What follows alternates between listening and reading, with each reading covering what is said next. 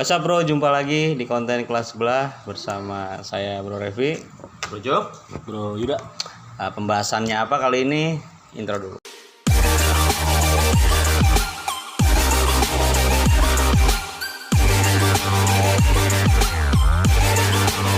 Pada konten kali ini kita ingin membahas tentang terkait dengan menyinggung sedikit tentang kenakalan remaja juga, bro. Ini kaitan dengan rekam jejak Kasus. ya. Rekam jejak kepolisian Ya. ya. Nanti ini kenakalan remaja yang seperti apa, ini ada sebuah video yang diunggah dari Polres Bekasi ya. Coba ditayangkan dulu Bro Yuda. Saya sudah membuat komitmen bersama Kepala Dinas dan Wali Kota. Di SKCK itu tulisannya surat keterangan catatan kepolisian. Di situ kalau dia berpotensi rusuh tidak akan kita terbitkan. Bahkan jika perlu saya terbitkan, tapi saya tulis bahwa ini adalah pelaku perusuh. Sehingga sulit bagi yang bersangkutan untuk mencari pekerjaan. Ini yang perlu kita sampaikan kepada tenaga pendidik sekolah agar memborning kepada siswa-siswanya agar masa depan cerah. Janganlah membuat fondasi belajar yang tidak baik, karena nanti akan tercatat dimanapun, tercatat di medsos, tercatat di track record yang lain, termasuk tercatat di SKCK. Nah, itu tadi ya, itu dari pernyataan dari Kapolres Depok Bekasi ya. Nah, itu bisa kita lihat bahwa ternyata rekam jejak ini akan tercatat. Jadi seterusnya bro. Seterusnya bro, sekalipun kasusnya dilakukan mungkin pada saat masih SMP gitu ya khususnya, atau SMA gitu kan. Nah ini yang menjadi fokus kita adalah di tengah pandemi ini bro, dimana anak-anak katakanlah mereka belajar dari rumah, yang justru memanfaatkan waktu. Banyak juga mungkin sebagian anak yang tidak belajar justru kan, akhirnya mereka bermain atau mungkin terkait dengan sudah jenuh ya bro, dengan medsos juga dengan geng motor, bisa jadi seperti itu ya.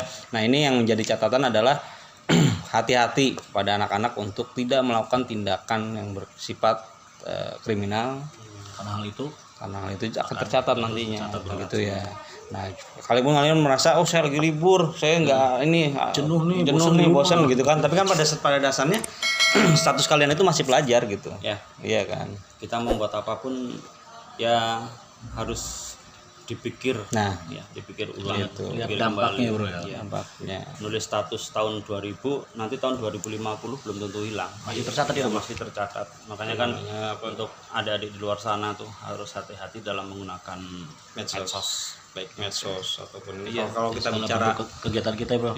Kalau kita bicara catatan kepolisian itu kan nanti dampak jangka panjangnya bro, dunia kerja mungkin pada saat kita mau melamar kerja, mengajukan SKCK ke kepolisian ternyata tercatat. Nah itu yang menjadi tanggung jawab kita sebagai seorang pendidik, mengingatkan agar tidak bosan mengingatkan hal tersebut.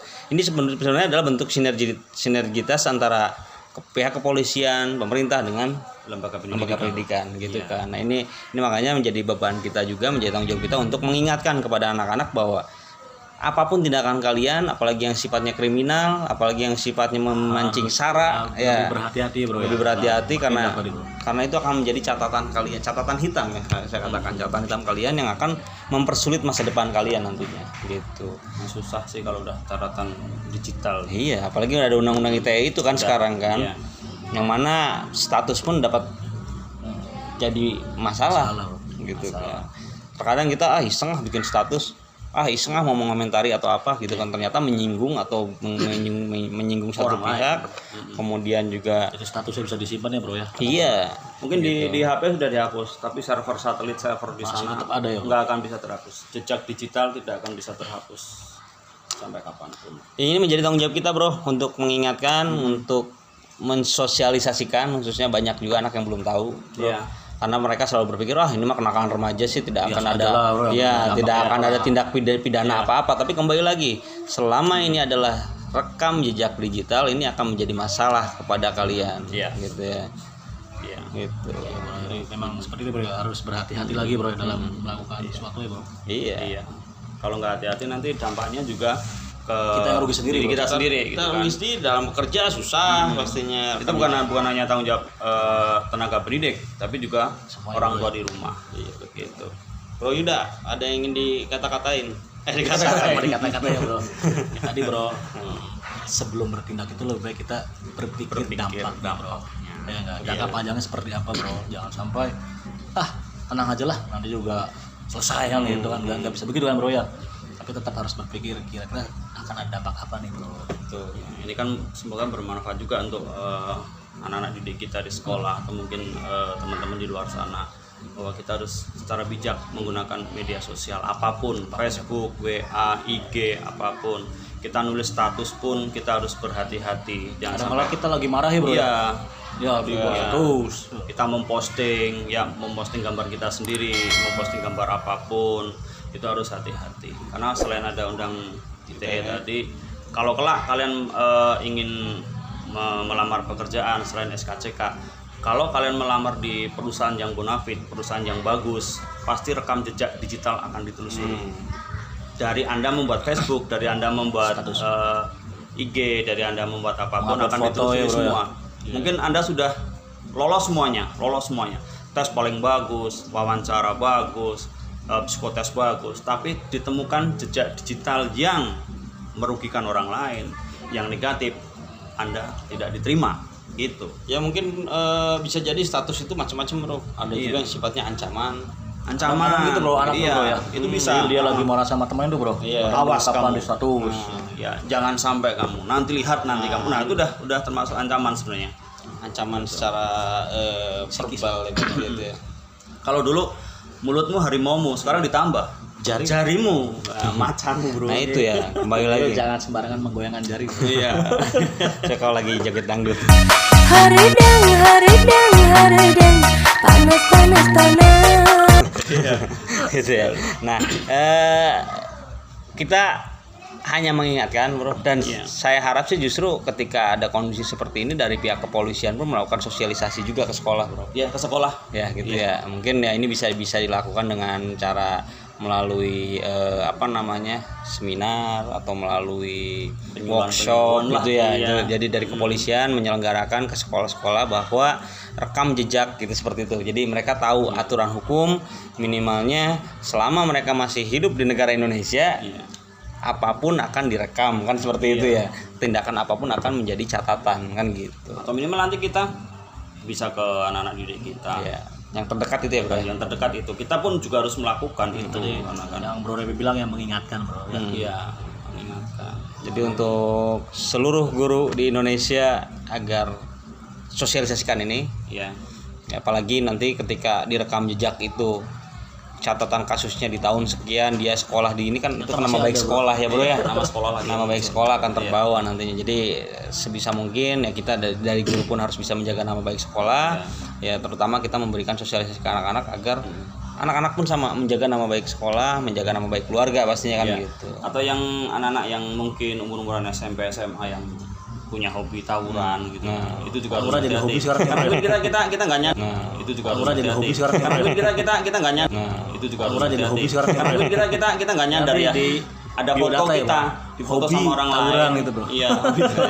Kita memfoto yang memfoto orang lain, diupload sama orang lain, ketahuan. Itu juga mungkin termasuknya yang baru-baru terjadi ini demonstrasi. Ya demo, nggak usah ikut-ikutan demo lah. Kalau bisa sih kalau kaitan dengan pelajar biarkan jadi mahasiswa yang memang memahami kewajiban sebagai sosial kontrol nggak masalah kalau mahasiswa. Tapi kalau pelajar tetap lakukan tugasnya, belajar di rumah. Pas gitu ditanya kan. kenapa kamu demo? Nggak ngerti. Karena miris kemarin yang demo kemarin yang apa itu undang-undang apa itu? Omnibus Law.